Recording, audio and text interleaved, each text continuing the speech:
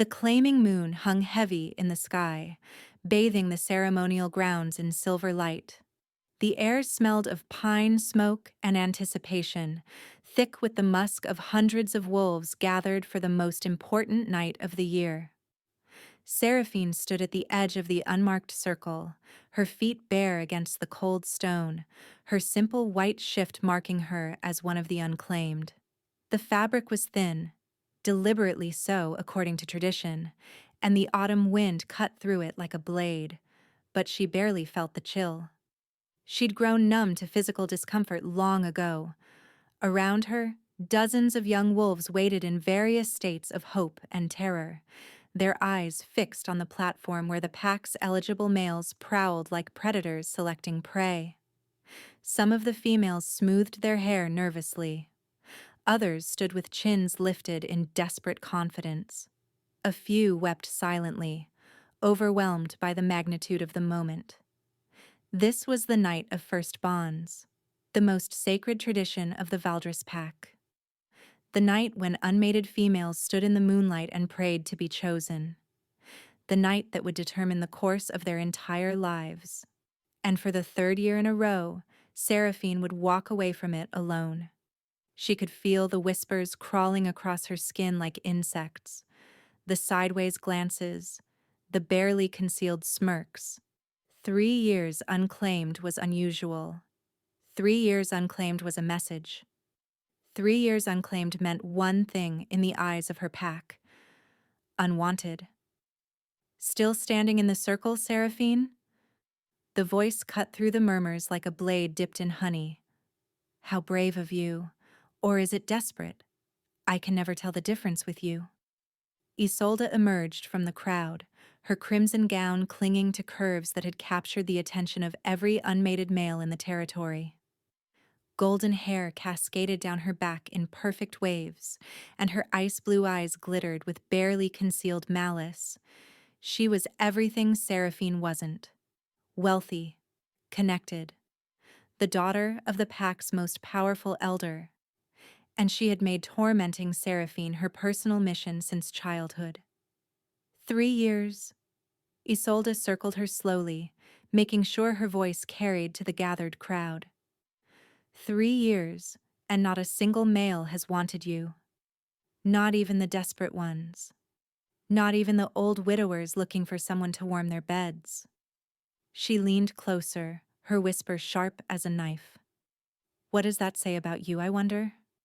Seraphine's wolf stirred uneasily in her chest, but she kept her face carefully blank. She couldn't react. She couldn't defend herself. Not without revealing everything. Perhaps she's defective, someone called from the crowd. Laughter rippled through the gathering. Maybe her wolf is broken.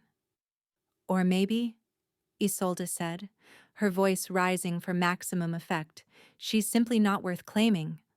Some wolves are born to serve, after all. To scrub floors and empty chamber pots. She reached out and fingered the rough fabric of Seraphine's shift with theatrical disgust. This certainly suits her better than a mating gown ever would. The heat of humiliation crept up Seraphine's neck, but she forced her breathing to remain steady. She'd endured worse. She would endure this. He told me to be strong. He told me there was a reason. Nothing to say? Isolda's smile sharpened.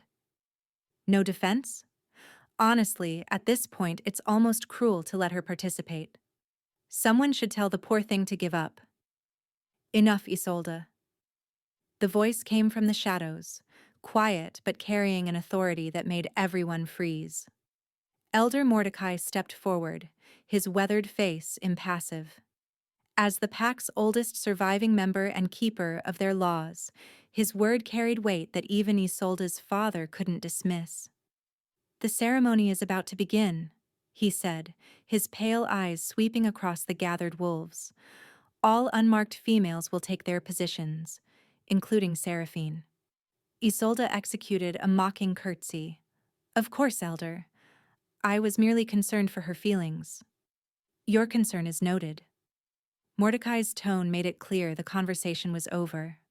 As Isolda swept away with one last poisonous glance, Seraphine allowed herself a single breath of relief. But the respite was short-lived. The ceremonial drums had begun to pound, and across the grounds, the pack's alpha males were descending from the viewing platform. This was the moment when everything could fall apart. The claiming worked simply.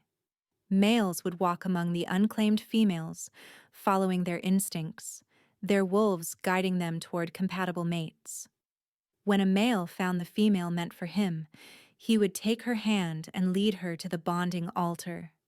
Simple, sacred, inescapable. Unless, of course, you were already bonded in secret. Seraphine's heart hammered against her ribs as she watched the males spread out among the waiting females. She could feel her mark burning beneath the concealment charm, the invisible brand that proclaimed her as taken, as his, as something far more precious than anyone here could possibly imagine. If anyone discovered the truth tonight. A commotion near the main gates shattered her spiraling thoughts. The crowd parted like water before a blade, whispers erupting into gasps of shock and awe. Warriors dropped to their knees. Elders bowed their heads. Even the arrogant young males stumbled backward in hasty deference. Seraphine's blood turned to ice. No, not here. Not tonight. He emerged from the darkness like a storm given flesh.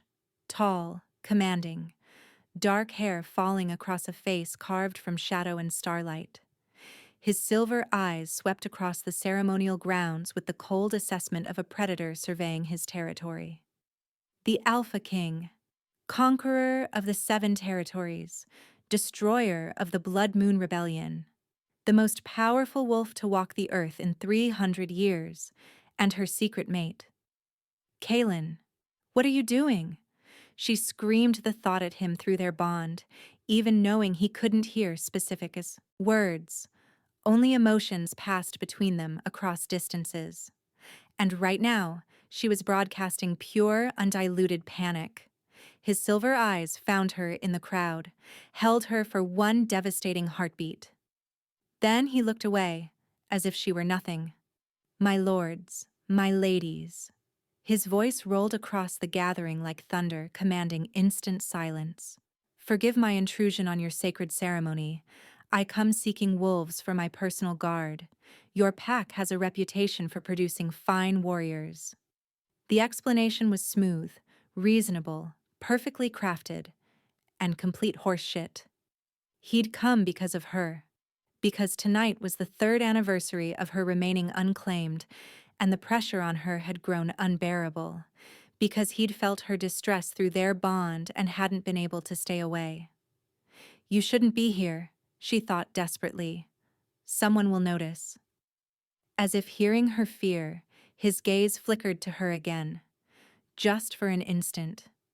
But in that instant she saw everything, the worry, the possessiveness, the barely restrained urge to tear apart anyone who dared mock what was his. Then Isolda stepped directly into his path. Alpha King! Her voice dripped honey as she sank into an elaborate curtsy, making certain her gown displayed her assets to maximum advantage. What an honor to have you grace our humble ceremony. I am Isolde, daughter of Elder Thuron. If you're seeking warriors, perhaps I could personally guide you to our training grounds. Seraphine's wolf snarled inside her chest, sudden and vicious. Mine. He's mine. She crushed the reaction immediately. She couldn't afford to let her emotions bleed through the bond, to let him sense her jealousy and do something catastrophically stupid. But watching Isolda press closer to him, watching her rival's hand reach out to touch his arm, the Alpha King's voice cut through like a blade of ice. Remove your hand. Isolda froze, her smile faltering. Forgive me. I only meant, I don't repeat myself. The words were quiet, calm, and absolutely terrifying. Isolda stumbled backward, her face draining of color. Everyone suddenly remembered exactly who they were dealing with. This was the king who'd burned the Blackthorn fortress to the ground, with his enemies still inside it. Continue your ceremony. he said, already turning away. I'll be gone by dawn. As he passed within feet of Seraphine, close enough that she could smell pine and steel and that indefinable wildness that was uniquely him, his emotions whispered through their bond. Not words, but a pulse of pure feeling.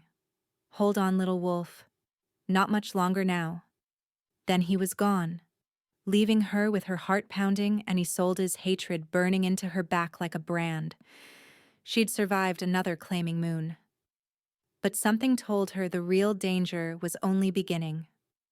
3 days after the Alpha King's unexpected visit, the Valdris pack was still buzzing with speculation. Seraphine moved through the servants' quarters with her head down and her presence small, the way she'd learned to exist in a pack that considered her less than nothing.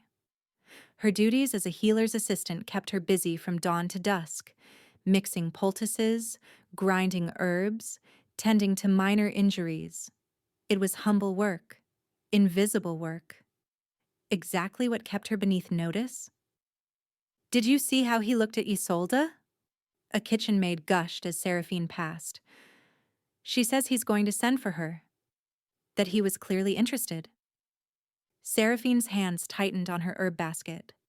She kept walking, kept her face neutral, kept the wolf inside her from snarling. She was nearly to the healer's cottage when a hand shot out and grabbed her arm, yanking her into a shadowed alcove. Isolda's face filled her vision, beautiful and terrible with rage. You think I didn't see? The words came in a venomous hiss. The Alpha King looked at you, like you mattered, like you were something more than the pathetic Omega everyone knows you are. She noticed. Ice flooded Seraphine's veins. You're imagining things, Seraphine said carefully. Why would the Alpha King look twice at a servant? That's exactly what I want to know. Isolda's grip tightened. What are you hiding, little mouse? For one terrible moment, Seraphine felt the concealment charm on her shoulder blade pulse with heat. If Isolda touched her there, if the charm failed. Isolda! Healer Marin stood at the alcove entrance, weathered face creased with disapproval. Release my assistant immediately. Isolda's grip loosened. Of course, healer. Just a friendly conversation. Your conversations tend to leave bruises. Marin's tone could have frozen fire. Seraphine, come. As Seraphine fled, Isolda's whisper followed. This isn't over. I'm going to find out what you're hiding. And when I do, I'll destroy you. Inside the cottage, Seraphine finally breathed. That girl has been trouble since she could walk, Marin said, preparing calming tea. Drink. It will help. Seraphine sipped gratefully, but Marin's next words brought tension flooding back. She's right about one thing. You are hiding something. Seraphine's grip tightened on the cup. 3 years unclaimed, yet no wasting sickness. Your wolf grows stronger, not weaker. Marin's pale eyes studied her. I know the scent of a bonded female. And you, despite what everyone believes, carry a bond. All this time she'd been so certain the concealment charm hid everything. Don't be terrified. I've told no one. Marin settled across from her. But I'm curious. Who requires such secrecy? What mate would let his female be mocked rather than claim her publicly? The question struck at everything. I can't tell you, Seraphine finally said. If anyone found out, then keep your secrets. Marin's expression softened. But know that if you ever need help, my door is open. Seraphine's throat tightened.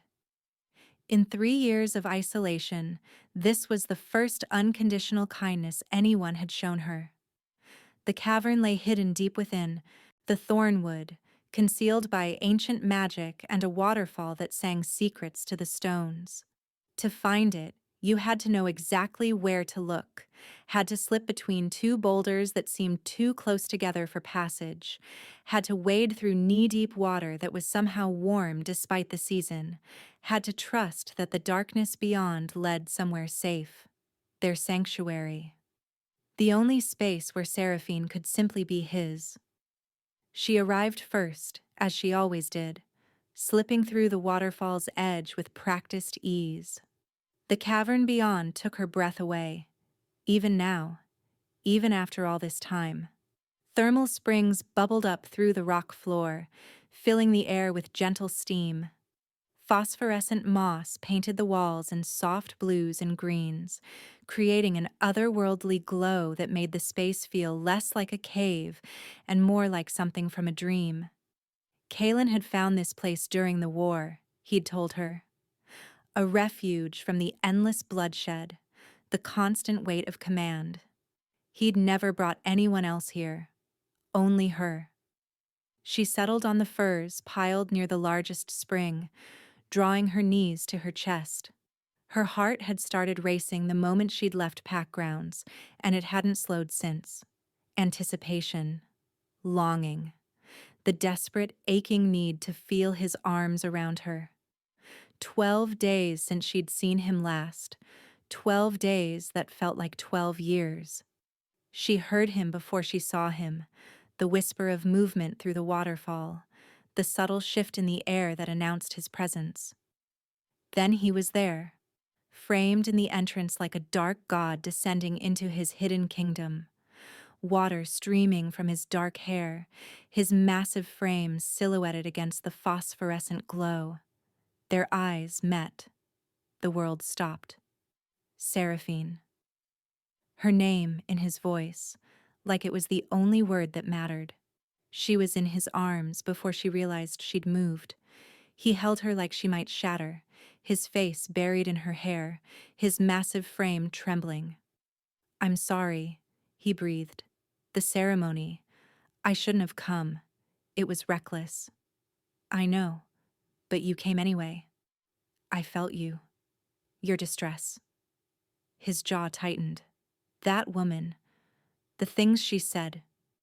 "Do you know how close I came to claiming you right there?" The image sent a thrill through her. To be publicly claimed, to watch Isolda's face. But she pushed the fantasy away. "How much longer?" she asked. "Until it's safe?" The silence that followed was answer enough. "There's been a development." Something in his tone made her pull back. "My council is pressuring me to mate, officially. They've presented candidates, daughters of allied alphas." His jaw worked. "They're pushing for a decision within weeks." "What will you tell them?" "The truth. I choose my own mate." "And if they push harder?" His silver eyes met hers, and she saw something that made her breath catch. Fear. There are factions who would do anything to control succession. If they discovered I was already bonded, especially to an Omega from a minor, pack, they might try to eliminate the obstacle. Kill her. "That's why we've been hiding," she said slowly. "Not just politics. They would actually—" Yes. 3 years of separation. 3 years of watching her suffer from a distance. All to keep her alive. There has to be another way. There is. He cupped her face. "I'm making changes. Shifting power. Removing those who threaten what's mine." His voice dropped, dark and dangerous. "Give me 3 more months, Seraphine. Then I'll tear down every barrier. I'll claim you before the world and destroy anyone who objects." Fire raced through her veins. 3 months, she repeated. "Can you endure?" She thought of Isolda's cruelty, the whispers, the grinding loneliness. Then she looked into his eyes and saw unshakable love. "Yes," she whispered. "For you, I can endure anything." He kissed her, deep and desperate, tasting of apology and promise. Just before dawn, he gave her gifts. A new concealment charm, stronger than the last, and something else. "I've arranged a summons, an official order requesting a healer's assistant for the royal court." His eyes blazed. "In 3 weeks you'll travel to Ironhold. To me. Not as my mate, not yet, but close enough that I can protect you directly." leaving everything she'd known, moving into the Alpha King's territory. Dangerous, terrifying, wonderful. "Yes," she said before he finished explaining. "I'll come. 3 weeks?" It felt like a beginning. The journey to Ironhold took 5 days by carriage, traversing mountain passes that made Seraphine's ears pop, and the ancient forests where the trees grew so thick that noon felt like dusk. She traveled with a small escort, 2 guards from her pack, who seemed more interested in complaining about the weather than conversation. Which suited her fine.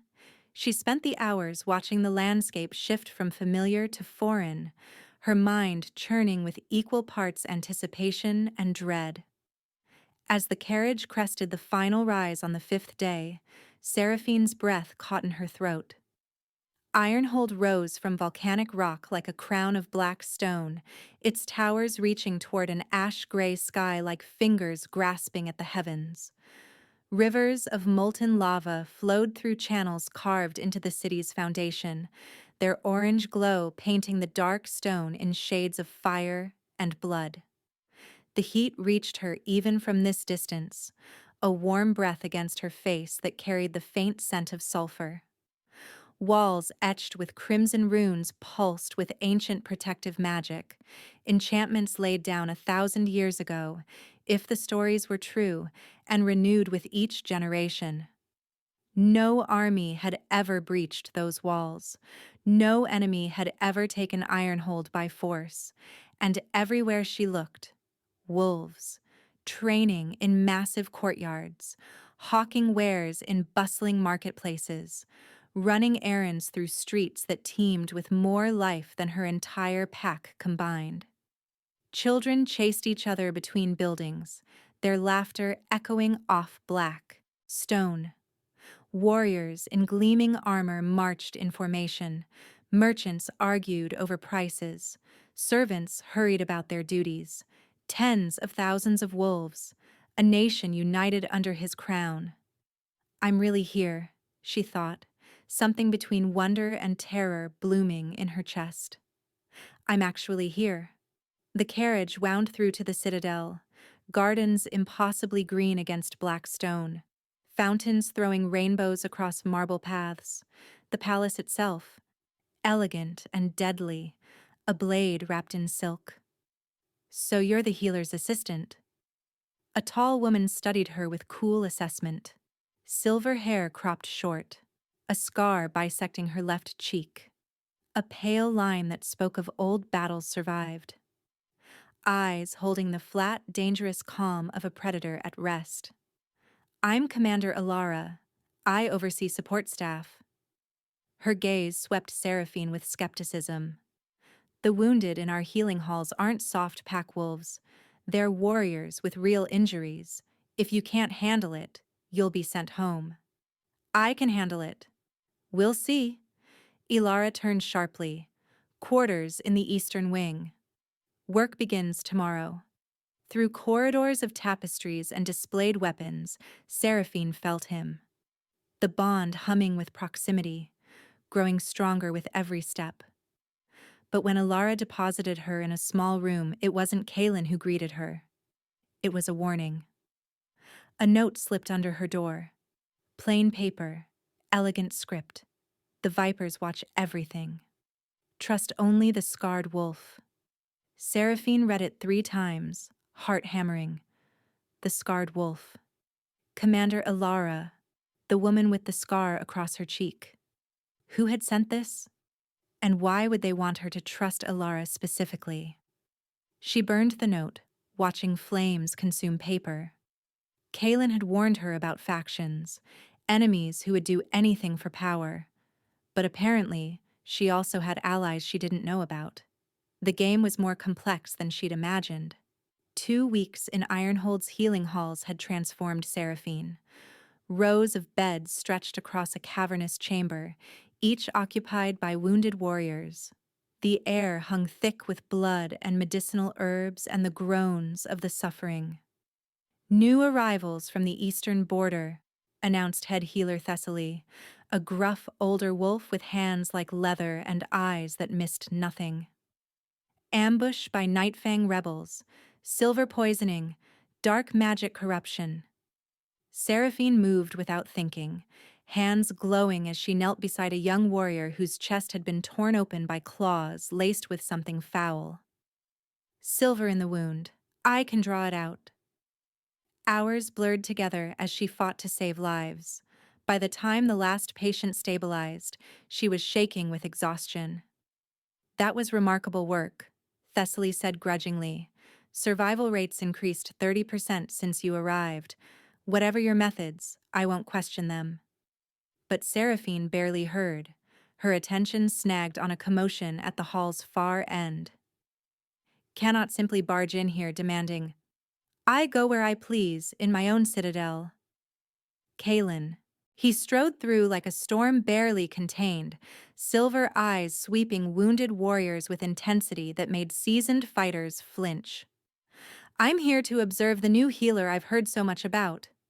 Too obvious, Seraphine's pulse thundered. People will notice. But she could only bow as the Alpha King approached. You're from the Valdris pack, he said, voice cold and clinical, the perfect mask of a king evaluating a useful tool. Thessaly says you have unusual abilities. Show me. She demonstrated on a corruption-laced wound, golden light unraveling darkness thread by thread. Delicate work, nearly impossible with him standing close enough that she felt heat radiating from his body. The corruption dissolved. The warrior's breathing eased. Impressive, Kalen said quietly. Then louder. This healer receives whatever resources she requires. He strode out without another word, but through their bond, his emotions whispered, You're magnificent. I knew you would be. That night, he came to her. A hidden passage in her wall slid open, a passage she hadn't known existed. A warm hand covered her mouth. It's me. Don't scream. She spun to face him in darkness. In the shadows, his silver eyes seemed to glow with their own light. Are you insane? Coming here. No one saw me. He pulled her into his arms. These passages were built by my grandfather. Only the king knows they exist. That was reckless today, in the healing halls. I had to see you. His voice was rough with desperation. 2 weeks knowing you're here, unable to touch you. It's driving me mad. She understood. The bond sang with proximity, demanding connection. Something's wrong, she said, studying his exhausted face. What's happened? He released a breath carrying the weight of kingdoms. Lord Cressidon, he's making his move. Ice through her veins. Cressidon was head of the traditionalist faction, wolves who believed blood and brutality were the only path to strength. She'd heard his name whispered in the healing halls, always with fear. He's demanding I take a noble mate. Says the kingdom won't accept an unmated king much longer. If I don't comply, his faction may have enough support to challenge my claim. A challenge meant a fight to the death. Then claim me, she said desperately. Now. Tonight. And you'd be dead before dawn. His voice cracked. The moment I acknowledge you publicly, you become the most valuable target in the 7 territories. Cressidon would move against you immediately. So what do we do? He pressed his forehead to hers. I'm working on something. Removing Cressidon's power base without triggering open conflict. But it takes time. Weeks. Maybe less. If my intelligence is accurate. His hands cupped her face. Can you hold on a little longer? She saw fear in his eyes. Not for himself, but for her. The Alpha King, conqueror of nations, terrified of losing her. Yes, she whispered.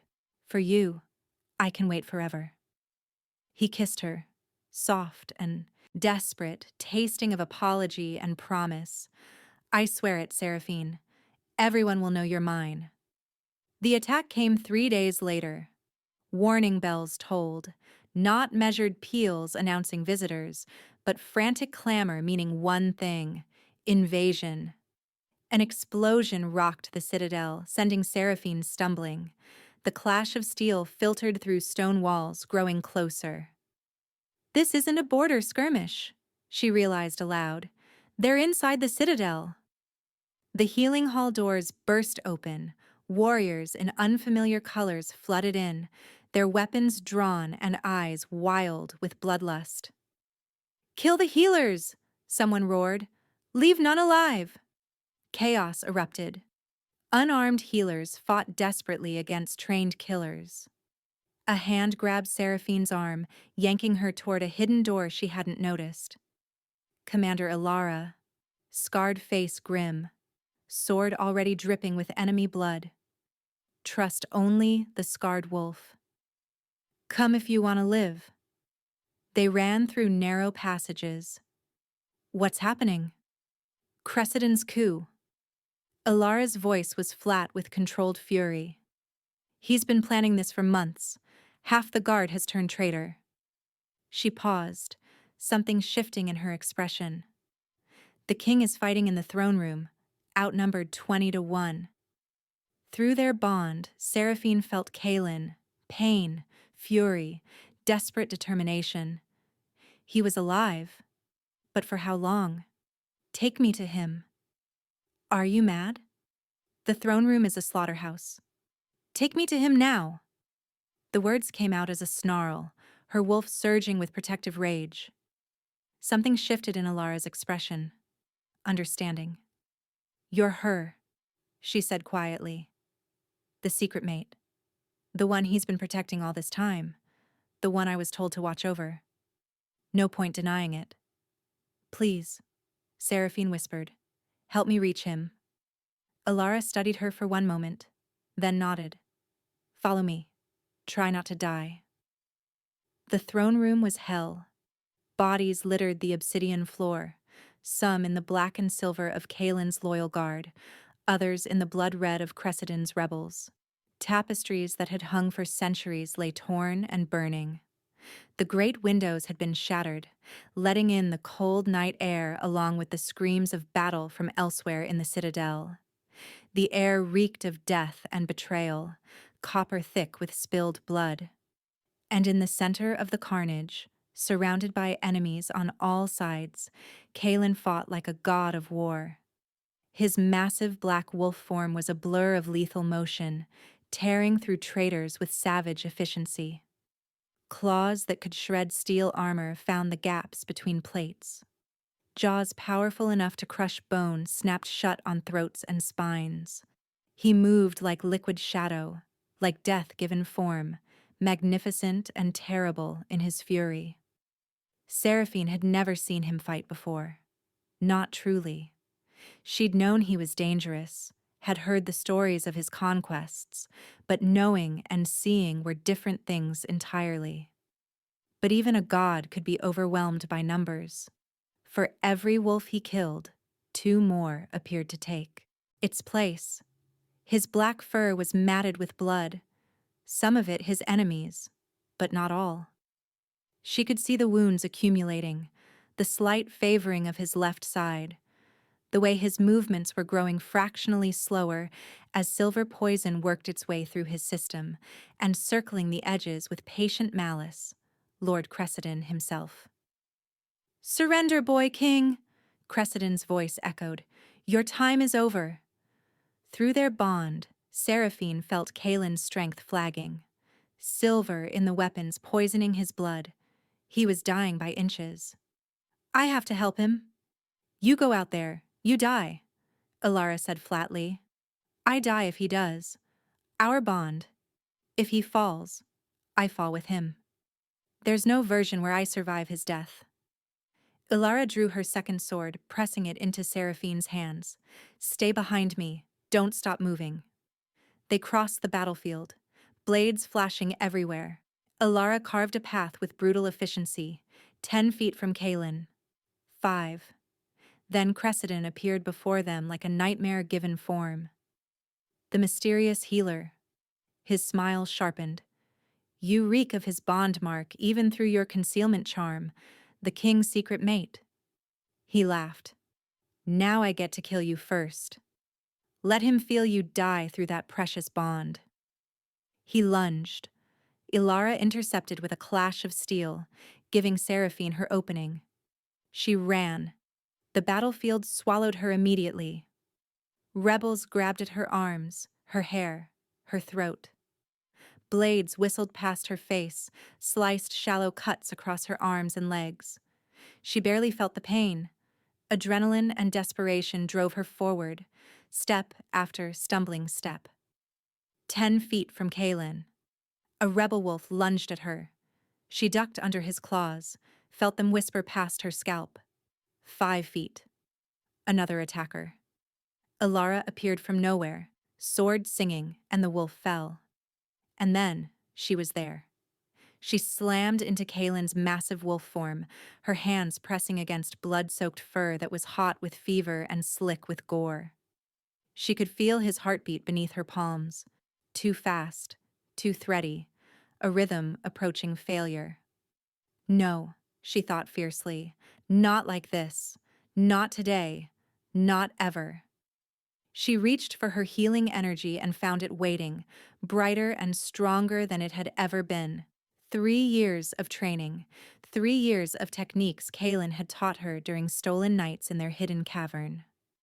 3 years of love poured into every lesson, every practice session, and every gentle correction. All of it came together now. Golden light erupted from her hands, flooding into his body like liquid sunlight. She felt the silver poison, threads of corruption woven through his blood, and she burned them away. Felt the torn flesh of a dozen wounds and knitted them closed with thoughts as delicate as silk thread. Felt shattered bones and reformed them, stronger than before. It was the most complex healing she'd ever attempted, the most powerful, and it worked. Kaelin's howl of renewed strength shook the very foundations of the Citadel. The sound was triumph and fury and fierce, wild joy, the sound of death denied, of hope reborn.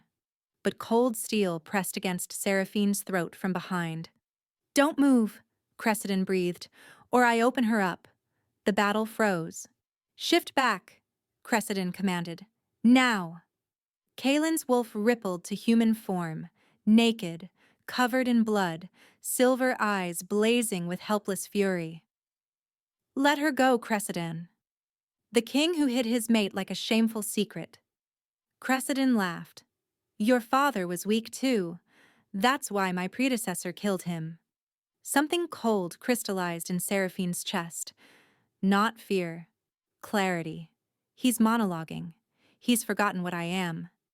She understood bodies better than anyone alive, where blood flowed, where nerves clustered, where a single precise strike could incapacitate even the strongest wolf.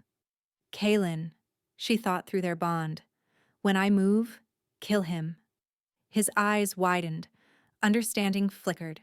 Trust me. A heartbeat. 2. She moved. Her elbow drove into Cressida's solar plexus with perfect precision. As he doubled over, she inverted her healing energy, disrupting instead of knitting, overloading nerves instead of soothing. Cressida screamed as his body betrayed him, muscles seizing, blade falling from nerveless fingers. Kaelin was on him before he hit the ground. Claws tore through Cressida's chest, closing around his still beating heart. "Power is taken," Kaelin said softly. "That's what you taught me." He ripped the heart free. Cressida crumpled. The rebellion collapsed with him. But Seraphine's vision was graying. The inverse technique had cost more than she'd realized. "Seraphine," Kaelin caught her before she fell. "Stay with me. Don't you dare." Darkness swallowed everything. Light. Warmth. Distant voices. Seraphine drifted between consciousness and oblivion. She was aware of her body, blankets, pillows, steady heartbeat, and him. His presence wrapped around her like armor, emotion streaming through their bond. "Please wake up. Please don't leave me, please." She forced her eyes open. A high ceiling painted with stars, golden light streaming through tall windows, a room that screamed of wealth and importance. And Kaelin slumped beside her bed, head resting near her hip, hand clutching hers like a lifeline. Still wearing blood-stained clothes from battle, as if he hadn't moved since carrying her here. "Kaelin," she whispered. His head snapped up. For one frozen moment he simply stared, afraid to believe. Then his composure shattered entirely. "Saraphene." He gathered her into his arms, shaking. 3 days. You've been unconscious 3 days. The healers couldn't. I thought I'd lost you. 3 days? The technique you used nearly killed you. Thessaly said you burned through your entire life reserve. Another minute and you would have been gone forever. But I'm not gone. I'm here. Don't ever do that again."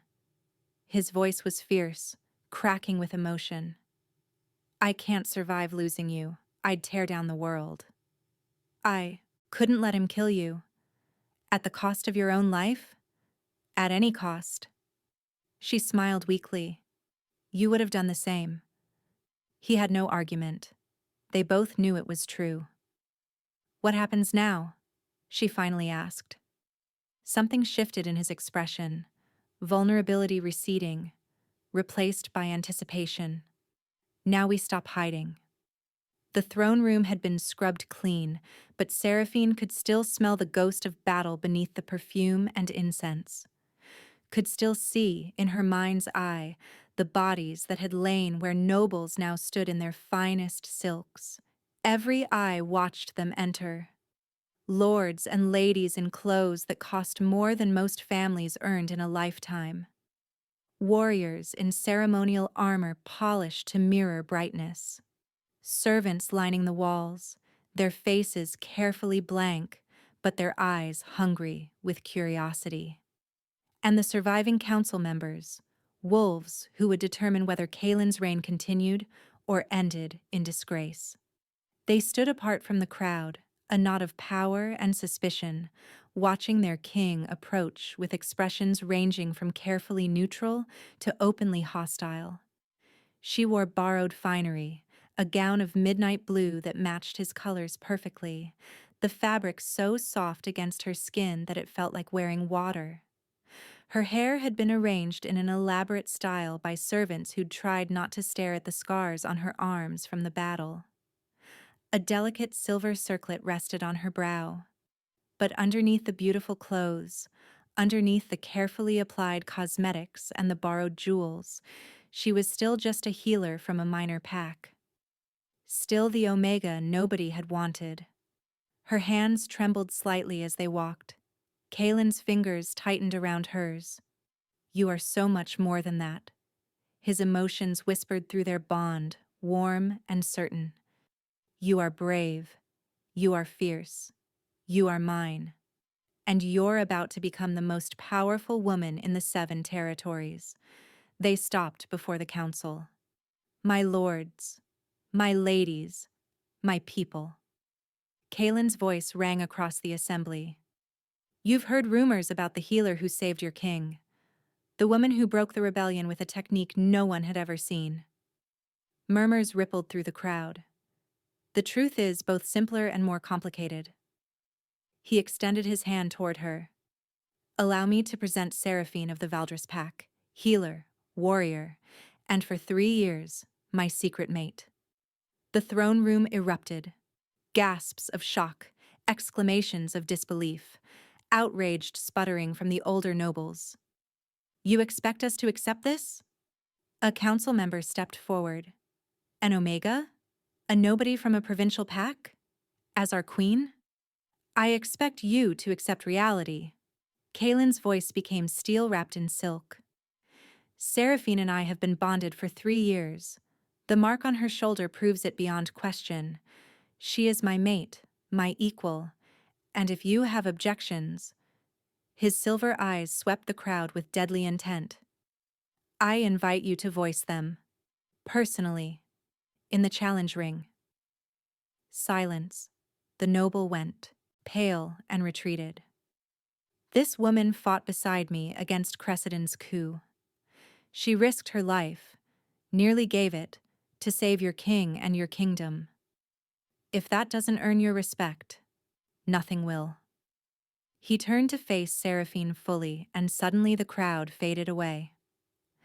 "I've hidden you for too long," he said, his words for her alone even as everyone listened. "I've asked you to endure humiliation and loneliness. I told myself it was to protect you, but the truth is, I was afraid." Afraid of what? Of this moment. Of standing before everyone and admitting that the Alpha King's greatest weakness is a woman who can bring him to his knees with a single smile. His thumb traced circles on her palm. "I was afraid they'd see how much power you have over me, how completely I belong to you." Tears blurred her vision. "But I'm not afraid anymore." He lifted her hand to his lips. "I love you, Seraphine. I have loved you since the moment I first saw you, and I will love you until the stars themselves burn out." He faced the crowd one final time. "Today, I claim this woman before all of you as my bonded mate, my partner, my queen. Anyone who threatens her threatens me. Anyone who disrespects her disrespects the crown." His voice dropped to something dangerous and absolute.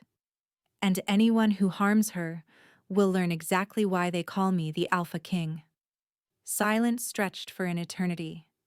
Then, slowly, the wolves in the throne room began to kneel. One by one at first, then in waves, until the entire assembly had dropped to their knees in acknowledgement of their new queen.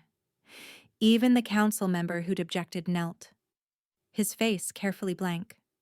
Seraphine looked out at the sea of bowed heads, overwhelmed by the impossibility of it all. 3 years of hiding. 3 years of being told she was worthless, unwanted, nothing. And now, she was queen. "What do I do?" she whispered. His smile was fierce and proud and utterly devoted. "Whatever you want. You're the most powerful woman in the 7 territories now." He squeezed her hand. "And I'll be right beside you, every step of the way." 6 months later, Ironhold had transformed. The healing halls that had once been a place of desperate last resorts, where warriors came only when death was certain without intervention, now bustled with purpose and pride. Seraphine had established a new order of healers, trained in both traditional techniques and the methods she'd developed herself. Young wolves who would once have been dismissed as too weak for warrior training now found purpose and respect in the healing arts.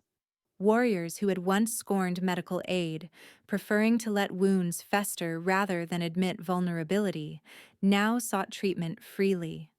The old stigma was dying slowly but surely, replaced by a new understanding. That healing wasn't weakness but wisdom, that preserving strength was as valuable as demonstrating it. The changes spread beyond medicine, rippling outward like stones dropped in still water. Omegas were being recognized for their contributions, not just as mates and servants, but as valuable members of pack society with skills and perspectives uniquely their own. A council seat had been created specifically to represent their interests, the first in the history of the 7 territories. Servants were treated with dignity. Their wages increased. Their working conditions improved. Several had been elevated to positions of real authority based on merit rather than birth. The old ways of blood and brutality were giving way to something better, something more sustainable. It wasn't happening overnight. Centuries of tradition couldn't be undone in months, but the direction was clear. Progress, slow but inexorable. Commander Alara had been promoted to captain of the Queen's Guard, a position Seraphine had created specifically for the woman who'd risked everything to help her reach Kaelin that terrible night. It turned out Alara had been secretly loyal to the king for years, planted among the staff to identify threats and protect assets the crown couldn't openly acknowledge. The anonymous note had been her way of reaching out to Seraphine without compromising her cover. A lifeline extended in the dark. Now she commanded 50 of the finest warriors in the kingdom, all sworn to protect the queen with their lives. Seraphine had protested at first. She didn't need guards, didn't want to be treated as fragile. But Kalen had been immovable on the point. "Humor me," he'd said, his voice carrying that particular blend of command and plea that she'd never been able to resist. "After everything we've been through, let me have this one thing." So she'd relented, and she had to admit, she'd grown fond of Alara's dry wit and unflinching competence. Not everyone was happy about the changes, of course. There were still whispers in dark corners, still resistance from those who clung to tradition like a drowning man clings to driftwood. Lord Harwick led the opposition in council meetings, his complaints a constant drone that Kalen bore with remarkable patience. But with each passing month, more wolves came to see what Seraphine had known all along. True strength wasn't about domination, it was about building something worth protecting. "You're thinking too hard again." She turned to find Kalen watching her from the doorway of their private chambers, his silver eyes warm with affection. "Thinking about how much has changed," she admitted. "Regrets?" "None." She crossed to him, sliding her arms around his waist. "I have everything I ever wanted." He pulled her closer, his chin resting on top of her head. "Even the burden of queenship? The politics and ceremonies and endless council meetings? Even those?" She smiled against his chest. "Although I could do without Lord Harwick's monthly complaints about the cost of the new healing program." "Harwick complains about everything. I'm considering sending him to the northern border for the winter." "Cruel. Practical." He tilted her face up, his expression softening. "Have I told you today that I love you?" "Only 7 times. You're slacking." "Then allow me to make it 8. He kissed her softly, sweetly, with all the tenderness of a man who knew exactly how lucky he was. "I love you, Seraphine. Today, tomorrow, and every day after." She kissed him back, pouring all her own love into the connection between them. 3 years of hiding, 6 months of building, a lifetime of joy stretching out before them, from unclaimed Omega to Queen of the 7 territories.